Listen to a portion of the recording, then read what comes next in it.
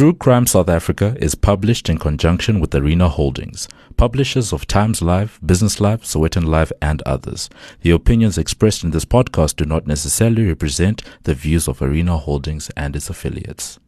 The dog's been strangely quiet tonight, the girl thinks, as she settles down in her warm, safe bed. Its occasional bark has become the soundtrack of her life, and the sudden silence is unnerving. She's wondering if she should get up and check on him when she sees the man looming over her.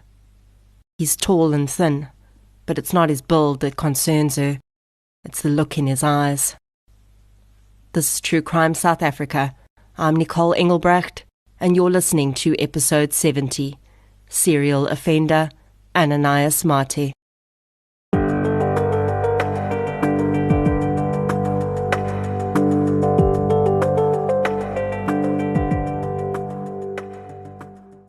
This episode is sponsored by Dial-A-Bed.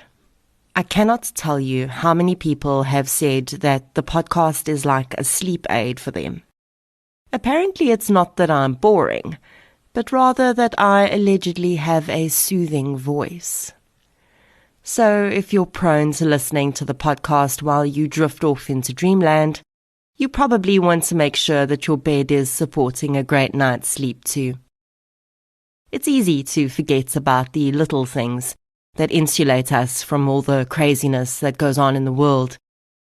But there's a place that's your sanctuary, a place that makes you feel all safe and snuggled up, your bed. But it's not just a bed to you, is it? Beds aren't just a place we open our eyes every day. Beds are more than stitching and cushioning and coil springs. Beds are life and love. Dial-A-Bed understands the importance of comfort and makes every single bed with something special. Dial-A-Bed makes beds for rest and all the rest. Upgrade your bed today by visiting a Dial-A-Bed store or shopping online at dialabed.co.za. A huge thank you to Dial-A-Bed for supporting True Crime South Africa. Before we get into today's episode, I'd like to thank our new supporters for the week. A huge thank you goes out to CJ Barkhuizen, Natasha Oudendal, Pungeka Lolwana, Francois Cronier, Tegan Hodges, Hugo Leroux, Leta Musa, Daniel van der Walt, and Natasha Msomi for your support on Patreon. If I ever miss anyone who contributes on Patreon, please do let me know, because the platform's not great about listing new Patreon supporters every week. I'd also like to send out a very special birthday thank you to Jochemus Johannes Buerta. Happy birthday to you. Happy birthday to you. An enormous happy birthday to you from me and True Crime South Africa. Thank you so much for your support on PayPal, and I hope you have an amazing day and a fantastic birthday year. And thank you to everyone for your support. It really does make a huge difference. If you'd like to support the show on Patreon or PayPal, I'll leave a link in the show notes. There are now additional ways that you can support the show, with 2 online businesses providing 10% discounts when you use the code TCSA10 at checkout. You can get your health and beauty needs at King Online, and you can get all your printing requirements designed, printed, and delivered by Print Crowd. You can also help to support me as an individual creator by checking out the companion podcast I created with Showmax for the Devilsdorp documentary, or by purchasing the Krugersdorp Cult Killings audiobook on Audible, Google Play Books, or Apple Books. As always, any form of support is greatly appreciated, and it doesn't have to be financial. Sharing of episodes, inviting your friends and family to listen, and interacting on social media all go a long way to keep the show growing and improving. You can also leave a review on the podcast app you use to listen. If your podcast platform does not have that option, a Google or Facebook review is equally helpful. The case I'm covering today is one that's been requested quite a few times. And I think that the notoriety of the offender comes pretty much solely from his actions outside of his main crimes, particularly the fact that he was the first person to escape one of South Africa's 2 super maximum security prisons, which is the most secure level correctional facility in the country, and that was not his first or his last escape attempt either. In researching this case, I got a bit of a weird feeling about how this criminal is viewed by much of the public. There's this Andre Stander-esque quality about him that doesn't sit well with me. If you haven't listened to my episode on Andre Stander, then maybe do so after this, and you'll understand what I mean. Some criminals, through the way they carry out their crimes, have this way of almost enamoring the public. They become Robin Hood-like figures, even though they certainly are not stealing from the rich and giving to the poor. In the Andre Stander episode, I put forward the fact that he was in fact a rapist of young girls, and at least in my eyes was no hero at all. And I can't wait to blow the Ananias Mathe legend out of the water too. So let's get into episode 70, Serial Offender, Ananias Mathe. The following episode may contain sensitive material including descriptions of violence, sexual assault, or graphic descriptions of injuries to victims. If you feel you may be triggered by such material, please consider this before accessing our content. To access trauma counseling or services, please see the helpline information on our show notes. Ananias Mathe was born in 1976 to his father Zephanias Mathe and his mother Sasira. Ananias and his 10 siblings lived in Shai, Mozambique. Mozambique is a neighbouring country to South Africa and shares a border which is separated at one point by another country, Swaziland or Eswatini. The 2 border crossings from South Africa into Mozambique are at Giriondo in the Kruger National Park and Cozy Bay in KwaZulu-Natal. The year before Ananias was born, Mozambique regained its independence from previous Portuguese rule. As is the history of many African countries that were colonized in the past, when Portugal took control of the country in 1752, it would go on to leave an indelible stamp on the people of the country. Today, Portuguese culture has become melded with Mozambican culture, and this is evident in the language spoken, the food eaten, and many other aspects. The independence that came in 1975 was hard won, with the Mozambican War of Independence, which started in 1964. The city in which the Mathe family lived, Shai, is set near the Indian Ocean and on the banks of the Limpopo River. After Mozambique gained its independence, tourism to the country and parts of Shai in particular would increase dramatically, and for many residents of the area, this was their only form of income. Shai, like many African and South American tourist spots, is a picture of the haves and the have-nots. On the one end you have resorts, tourists flashing cash and enjoying their holidays, and on the other, just out of sight, you have the villages in which people like the Mathe family live, on the breadline. Mozambicans, like many other neighbouring countries, have an extensive history of travelling into South Africa to seek work.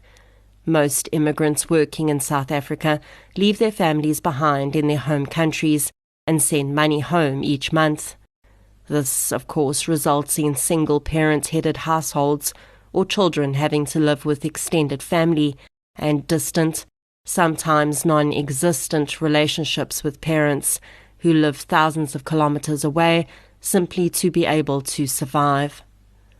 While South Africans who work outside their home provinces find it easier to travel home once or twice a year to see their families, for the immigrants of neighbouring countries, the expense of the journey, the border conditions, and sometimes the risk of being undocumented means that if they're lucky, they will see their family every few years.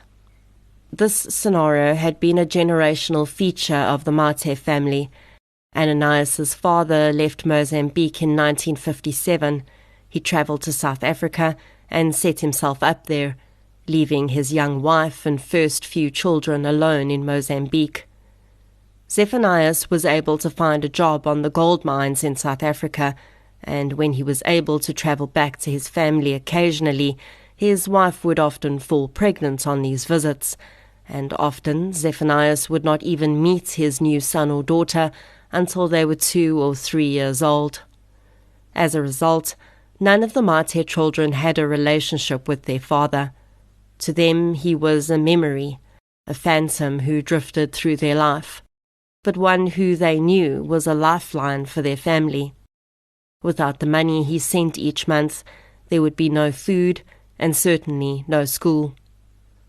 As it was, the Mathe children mostly only ever expected to complete their primary school years, although their mother did wish that at least one of her children would complete their secondary schooling and perhaps get a higher-paying job in South Africa. Sadly, the future held a very different fate for the Mathe children, and Zephanias and Sasira would end up outliving 10 of their 11 children. Ananias would say that as a child, he'd mostly kept to himself, despite having so many siblings. He preferred his own company, and when he was 12, he decided to leave school. He claims because his teachers were beating him. He says he was afraid that his mother would also beat him for having dropped out, so he ran away from home. It is at this point that Ananias Mathe claims he joined the Mozambican army. This would have been in 1988, when, although for all intents and purposes the actual armed conflict in the country was over, the Mozambican government was extremely guarded against future invasions, and the army played a major role in the country's landscape. The army was not an ordinary military division. The armed conflict had resulted in the armed forces learning guerrilla tactics, and at that time, if you were a member of the Mozambican army, you were essentially a highly trained, deadly weapon. Now, whether or not a 12 or 13-year-old would have actually been able to join the army is a matter up for debate. Because really, it wouldn't be unheard of in African countries. We know that in places like Rwanda, children as young as 7 have in the past been given weapons and taught to kill. So it's entirely possible that Ananias' story is true. In fact, this alleged military training would go on to become a large part of the man's story when his name started to hit the headlines in later life. There would be 2 people, though, who would claim they'd never known Ananias to be part of the military. One was his neighbour, who'd lived next door to the Mathe family since the children were born, and the other was Mate's own brother. Now, I tend to think that the military tale is at least partially true, because Mate's eventual crimes and his later actions did seem to point to some form of military training. He would also become quite well connected with some members of organised crime groups in South Africa, and it would be understandable if those connections started with Ananias's guerrilla training years. Ananias claims that after joining the army, he was sent to Russia for training. He would claim that his formative years were not spent learning the rules of society from his parents, but rather learning how to fight and kill. When he was older, and apparently still serving in the army, Ananias would return home and reunite with his family. He described his relationship with his mother as tense. He would then go on to meet and marry 2 women, Elizabeth and Celeste. Although polygamy is prohibited in Mozambique, the law is not enforced, and according to a NORAD survey, 1/3 of married Mozambican women are in polygamous marriages. Ananias's wives would describe him as a secretive man. With Mozambican culture still being highly patriarchal, the woman would not have been in a position to question their husband, and according to them, at least when he was still living with them, he gave them no reason to. They say that Ananias was not violent toward them or the children they would have with him. He didn't smoke, take drugs, or drink, and the family attended church regularly. In 1999, though, Ananias told his family he was leaving for South Africa. He felt he could earn more money here and better support his family, and so the generational circle began again, with Ananias's eventual 7 children, for the most part not knowing their father, just as he hadn't. For the most part, in the years that followed, he would visit the family each Christmas.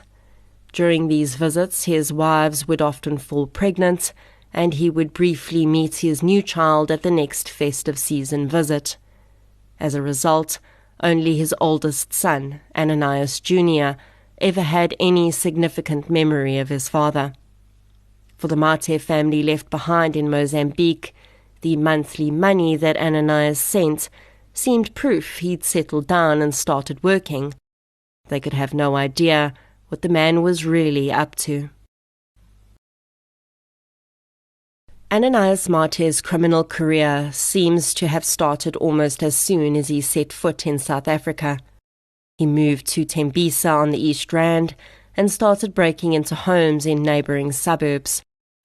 For me, there's a significant difference between the type of criminal that specifically waits for a house to be empty before they break in, and those that really don't care if there are people home. The latter type really have no problem using violence, and it makes me wonder if they're really after the items to steal, or if perhaps their house robberies are just the run-up to something far worse. Ananias Mathe did not wait for the homes he broke into to be empty, and he regularly came up against the people living there.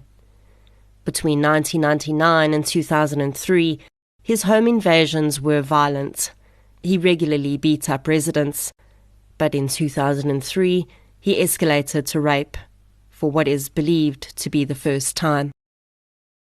It's at this point that I'd like to explain why you will not be hearing any personal information about the victims of Ananias Mathe. Section 335A of the Criminal Procedure Act protects the identity of victims of sexual offences. According to this section, the identity of a victim of an alleged or proven sexual offence cannot legally be revealed by anyone, including the press or members of the public. This can only be overridden by a magistrate and would likely only happen if a victim of an alleged sexual offence is proven to have fabricated the claim. The victims themselves are at liberty to reveal their own identity if they wish to, but South African law does protect their right to remain anonymous. It is for this reason that media articles about sexual offences do not name victims, and also why you often will not find judgments for cases involving sexual offences on SAFLI. Sadly, this ruling had to be put in place because as a society, although we've made great strides in this area, we are still unable to stop ourselves from victim-shaming victims of rape, and in many communities and cultures, there is still a great sense of shame attached to the crime. I look forward to a time when it is unnecessary for us to do this, but I also fully understand that when anyone has been through any kind of trauma, the last thing they want is for it to be attached to their name forever in the public domain. When Ananias Mathe broke into a home in Johannesburg in 2003 and found a 19-year-old girl on her own, he raped her. He was arrested soon after this, but released on bail, and he simply disappeared. Mathe would be arrested again in April 2004 in Pretoria, and after claiming he hadn't understood that he had to appear in court and hadn't intentionally evaded his court appearances, he was once again released on bail, which he again evaded. In January of 2005, when a traffic officer attempted to arrest him, he shot the officer, but was successfully detained. And it is at this point that it becomes clear that Mathe is no ordinary criminal. Mathe would escape from a high-security awaiting trial cell at Johannesburg Central Prison. This would start off his reputation as an alleged Houdini. But as the Sunday Times would later report, it seems Mathe's skill at escaping had less to do with being crafty and much more to do with greasing the right palms. It is also through this crime that we learn that Mathe was not the loner he claimed to be. He was, in fact, committing many of his crimes with a gang of other criminals, and when he was arrested in January 2005, his escape, the Sunday Times says, was actually facilitated by his gang paying a 15,000 rand bribe to prison officials. Although an investigation was launched into these claims by correctional services, no report was ever made public. And it's here that I already start to wonder how much of this Houdini legend was real, and how much may have been created by a rather embarrassed correctional services who just wanted to keep the corruption in their department a secret. After all, it would be far better for the public to believe that this was just a criminal with unprecedented escape skills, rather than a man who had access to enough money to buy their cooperation. Either way, Ananias Mathe was once again on the run, and the crimes he committed after this escape would be some of his most heinous. Mathe would now go on a 9-month crime spree through 4 different provinces. He raped 7 women in their homes, using knives and guns to subdue them, often slicing his victims' clothes off with a knife. He shot one victim through the door of her home when she caught him trying to break in. To gain entry to these properties, which were often guarded by dogs, Ananias would prepare slices of corned beef and spike them with aldicarb, which is a highly neurotoxic chemical. It is such a dangerous product that it has since been banned in more than 100 countries across the world.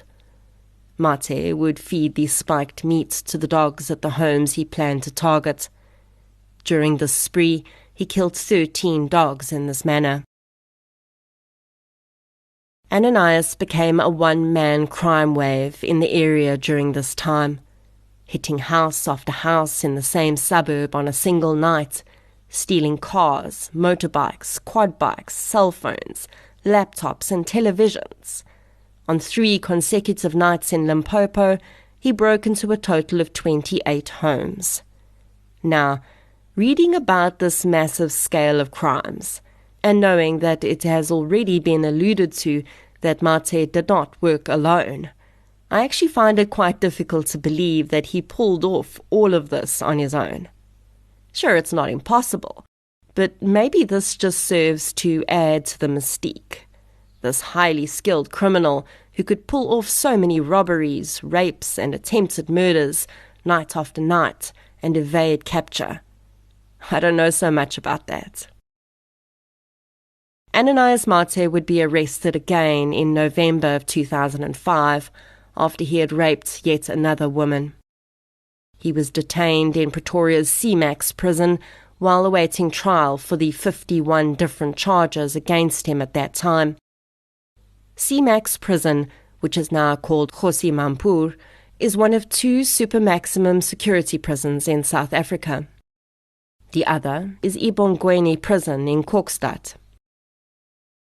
These super maximum facilities are reserved for the most violent offenders in South Africa, and they're also used to house problem offenders who have a history of starting riots or gang leaders. Often the heads of gangs will be moved to a supermax facility outside of their usual area of operation in an attempt to stem the flow of their influence. For Mathe, his placement in this facility was a result of his previous escape, as well as his history of jumping bail. It would be here, at one of the most secure places in South Africa, that the legend of the Houdini prisoner would be born. Just a few days after Mathe was incarcerated in the awaiting trial section of what was then Pretoria's CMAX prison, the unthinkable happened. He became the first person to escape the prison's super maximum security measures. The country was stunned. The prison housed some of the most violent offenders in the country: serial killers, gang leaders, men who had committed atrocious deeds and been handed down lengthy sentences. Just how secure was this facility if this man had escaped? It's important to understand the facility, at least at the time, had different sections. Sentenced offenders are not held in the same area nor under the same conditions as awaiting trial prisoners. According to a 2010 report by Dikgang Moseneke, the then Deputy Chief Justice, all inmates in CMAX have their own cell with a bed, a small sink and a toilet. Sentenced offenders in sections A, B and C are kept in their cells for 23 hours a day. Meals are served in their cells, and offenders are allowed out of their cells for 1 hour a day, during which they go to a caged courtyard or to shower in cages. As far as I'm concerned, this seems to leave very little chance for escape. But awaiting trial prisoners are treated differently. They are not kept in their cells during the day, and they are free to roam between cells and the courtyard. Ananias Mathe was an awaiting trial prisoner at the time of his escape. If the country was shocked that someone had managed to escape from CMAX, they would be even more amazed when the news broke of how Mathe was claimed to have achieved this. It's alleged that Mathe undressed, smeared his entire body with petroleum jelly, or Vaseline as we commonly know it, and then squeezed out of his cell window, which was 20 centimeters by 60 centimeters in size. At the time, prison officials said it appeared that Mathe had broken through his cell window, which to them seemed impossible, considering he only had a toothbrush, a mug and a spoon. He then allegedly broke off 2 steel bars from his bed, which he wedged on either side of the window to help him slide out.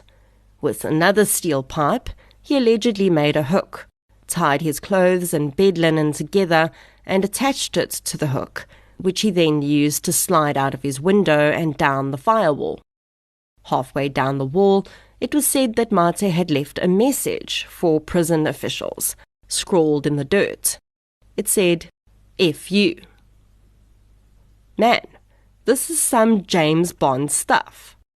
And listening to that, you can almost start to understand how the legend of this man was born and bred into the public's mind. I mean, yes, he's a violent criminal, but how amazing was that escape, right? There's more. Ananias Mathe would thankfully be quickly recaptured on the 4th of December 2006, when he hijacked a car that he didn't realize was fitted with a tracking device. A private security company chased down the car and police joined the chase. Of course, they had no idea that their hijacker was one of the most wanted men on the continent, but when Mathe had nowhere to go and he emerged from the car with his gun drawn, police opened fire and Mathe was shot several times. He would survive. 4 days after Mathe was captured, a very different version of his escape emerged in an article published in the Sunday Times. And if I'm honest, this version sounds a lot less far-fetched to me. On the 10th of December 2006, the Sunday Times reported that they had evidence that Mathe had not committed the lubricated escape of the century at all. In fact, he'd walked out the front door of CMAX prison after paying guards an 80,000 rand bribe. The paper alleged that as soon as the money was handed over, warders had unlocked Mathe's door, removed his handcuffs and shackles, and looked the other way as he left the building. Now, where would a man like Mathe, who'd allegedly only been sending his destitute family 100 rand a month, get 80,000 rand, you might ask? Well, according to the Sunday Times, as has been alluded to before, Mathe was not the loner he described. In fact, he was the head of a cross-border crime syndicate, which operated from the village he'd lived in Mozambique across the border post into South Africa. The gang was allegedly highly militarized and used his home village as a base from which to organize crimes in South Africa. And this is where the money had come from. The Sunday Times had spoken to Mathe's wives, who confirmed that they had been told that their husbands' men had paid the bribe to secure Mathe's release. The women had been told by the gang members before they left the village that they would be returning with Mathe. 3 days later, they returned and said that Mathe would be returning by bus from Johannesburg. Officials had been well aware that if Mathe had managed to get back into Mozambique, he would be gone forever, because the country has no extradition policy with South Africa. As a result, all of the border posts leaving South Africa were heavily guarded in the days after Mathe's escape, and this had thwarted his plan to flee the country. He tried laying low, but needed a vehicle, and happened to hijack the wrong one, which led to him being rearrested. Now, I don't know about you, but this actually sounds a heck of a lot more realistic than someone smearing themselves with Vaseline, using superhuman strength to dismantle a steel bed, and breaking through a window with a toothbrush, all while pausing to write a salutation to his pursuers in dirt. It may well have sounded far more like the truth, but it wasn't a very convenient truth for correctional services, and so it was all swept under the proverbial rug. Of course, an investigation would be launched, but it would take a huge amount of pressure for correctional services to eventually admit that 6 warders had in fact been dismissed as a result of their involvement in Mathe's escape from CMAX. These dismissals, though, were painted as simple derelictions of duty. The warders had left their posts, or been distracted by a football match, they claimed. There was never any mention of the fact that a bribe had in fact exchanged hands, and that the involvement of these warders was far more than just being distracted on the job. Essentially, according to Correctional Services version, Mathe really did lube himself out of prison. But the fact remains that they fired 6 people for this. Did all 6 people really become distracted all at the same time, just at the right time for Mathe? Did they all just happen to not do their job on that very same night? Or was the so-called distraction actually the wads of cash that were in their pockets? The fact remains that Mathe's wives had no reason to lie about their knowledge of a bribe. In fact, for them and their children, it would have been far better to deny any knowledge at all, and go along with the claim that their husband was some Houdini. But they didn't. And as far as I'm concerned, that says a lot about what really happened. To be honest, the only question I'm left with about the bribe scenario is that if Mathe got it right, why have no other prisoners tried that? Surely there are more prisoners in Supermax security facilities with access to that type of cash, and far more. Was Mathe just lucky enough to find the right 6 warders who were willing to be bought? I'd like to believe that in any of our institutions, the large majority of people work there because they're committed to the job, and it is a select few that are the bad apples. But if Mathe managed to achieve this, has enough changed in our prisons since then that this type of escape is no longer possible, or is it just a matter of time? After healing from his gunshot wounds and a 24-hour guard in hospital, Mathe was eventually brought to trial for a charge sheet that had grown to 71 charges. His victims testified in closed court about how their lives had been changed by Mathe's actions. One young girl who'd been raped described the PTSD she suffered, which was triggered by the smell of sweat, which reminded her of how Mathe had smelled that night. 3 of Mathe's victims had left South Africa after being raped by him, and dog owners broke down on the stand as they described the suffering their beloved pets had endured after being poisoned by Mathe. These cruelty to animal charges were also included on his charge sheet. To add some additional mystery to an already strange case, 2 police officers died under mysterious circumstances while investigating Mathe's case, and 2 witnesses who'd been very keen to testify against him suddenly disappeared off the face of the earth. A psychologist testifying for the defense described Mathe's childhood and explained that he had an antisocial personality disorder. He said that Mathe had no concept of what it was like to live in a normal society, and he only understood violence as a means of getting through his life. His defense attorney claimed that he had indeed showed remorse for his crimes, a claim which the judge immediately rejected. In 2009, Ananias Mathe was found guilty of 67 of the 71 charges against him. He smiled at the judge as she described him as a vicious and abnormal human being who was a dangerous, hardened criminal. She further said that she did not believe that there was any chance of rehabilitating the man. In total, the sentences handed down to him equaled more than 100 years, but as these were concurrent, he would be required to serve 54 years in jail, and the judge ordered that he should not be eligible for parole before he had served 43 years.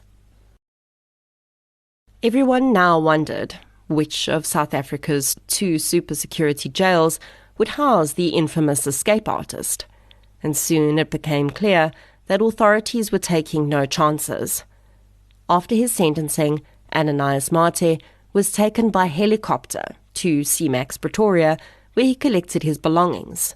He was then taken to a nearby airfield, where a privately chartered plane transported him to Mbongweni Supermax prison in Kokstad. If you're wondering why the star treatment, well, clearly authorities were now well aware, although they wouldn't admit it, that Mathe was not operating alone. And if they transported him by road, it was very possible that the convoy could be attacked, and Mathe could escape again. Of course, this should be the end of Ananias Mathe's story, but he wasn't about to let his so-called legend die. In 2013, Ananias Mathe attempted to dig through the wall of his cell in Kokstad prison. He was caught by a warder, but even if he had managed to get all the way through, he would have only found himself in the cell next door. 3 years later, in September 2016, a warder spotted broken glass on the floor of Mathe's cell.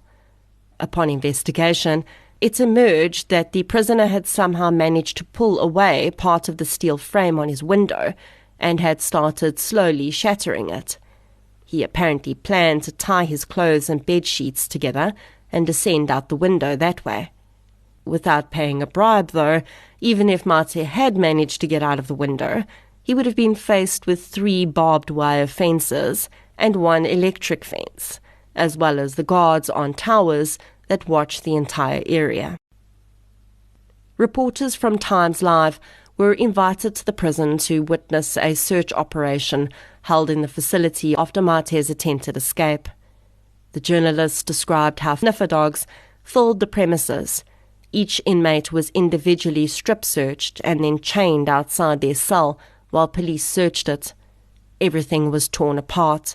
They were certainly not taking any chances that Mathe would disappear on their watch.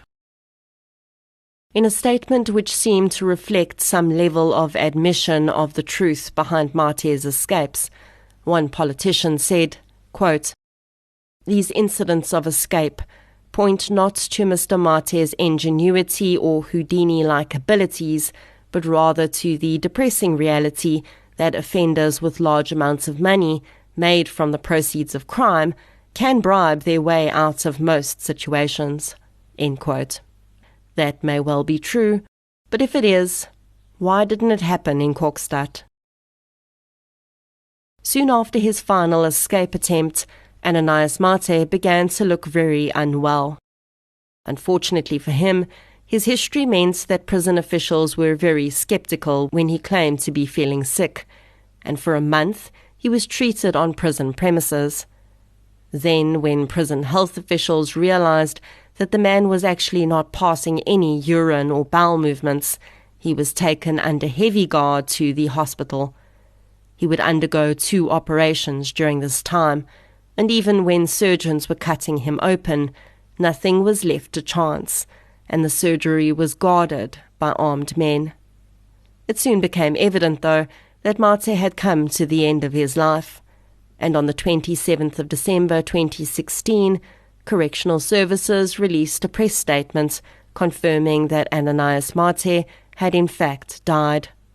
Quote, "It is confirmed that Mathe died yesterday afternoon at 4:30 p.m. at King Edward Hospital. His family have been notified, and we've also asked officials to alert the Consular Office of Mozambique." End quote. Even in death, though, no one really trusted Ananias, and Correctional Services officials actually guarded his body up until the point that it was handed over to his family. The Mathe family struggled to get together the money needed to transport the man's body back to Mozambique, but they were eventually able to do so with the help of a policeman who donated money to the cause. Perhaps he wanted to see the back of Mathe as much as anyone else. Ananias Mathe was laid to rest in his hometown in Mozambique. His coffin was surrounded by his mother, his 2 wives, his 7 children, 2 grandchildren, and about 200 neighbours. The self-proclaimed loner seemed to have attracted quite a crowd. Although many may prefer to continue to believe the legend of the C-Max Houdini, I'm not one of them. I think there were many things we didn't know about Ananias Mathe. I think he was a far more prolific criminal than we even realize, and he was certainly no lone house robber and rapist. Ananias Mathe changed the lives of countless people through his violence. His victims have had to live with the legacy of pain he's given to them. His children and grandchildren have to live with the spectre of the person who they knew so little about, but who is so widely known for all the wrong reasons. I hope that all those whose lives were negatively impacted by this man have been able to heal, at least partially, and continue on to live their lives, so that this man will never again steal a second of their joy and peace. I'd like to close out this episode by reading a piece of an article written by journalist Matthew Savides, who met and interviewed Mathe in jail, because I think it describes exactly who this man was. Ananias Mathe looks over his right shoulder, his lips pursed as he smiles almost cheekily. He's wearing his orange prison-issue jumpsuit and has metal chains around his waist as he stands in his cell at the Kokstad C-Max prison. This picture, taken by multiple award-winning photographer Thuli Dlamini, was probably the last ever snapped of Mathe, who died in a Durban hospital on Tuesday. The picture is haunting, and I know why. It's his eyes. They were the first thing I noticed about the Mozambican national when I met him for the first time. I don't scare easily, and I didn't feel any unease as I walked into the cold, echo-filled bowels of C-Max, until our gazes met, as he looked out of his cell on a rainy morning in March 2015. My blood instantly ran cold. It's his eyes. There's something dark and insidious, dare I say evil, about them. If the eyes are in fact a window to the soul, I don't want to know the story Mathe's would tell. When he was convicted in December 2009 on 67 charges including rape, indecent assault, attempted murder, aggravated robbery and housebreaking, the judge described his behavior as vicious. Vicious. It seems an entirely appropriate word. I interviewed Mathe that March morning. He denied doing anything wrong, even though it was blatantly obvious he had just a few months earlier tried to escape from his cell.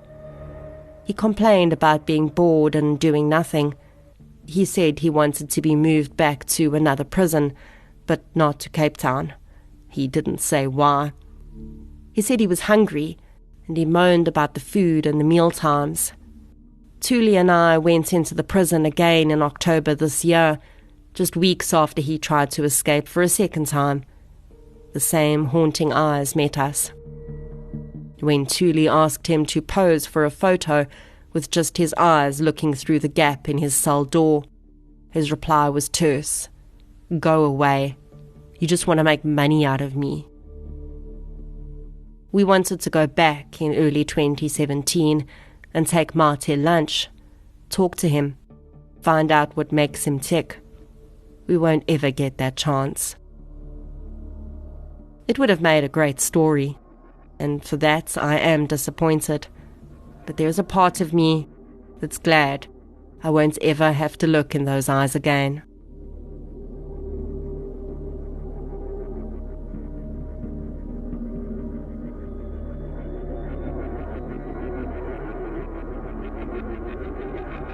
Thank you for listening to episode 70, Serial Offender Ananias Mathe.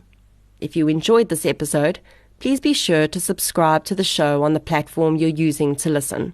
You can also follow us on social media. We're on Facebook, Instagram, and Twitter. I'll be back next Friday with another episode. Until then, as always, thank you for your support, and I'll chat to you soon.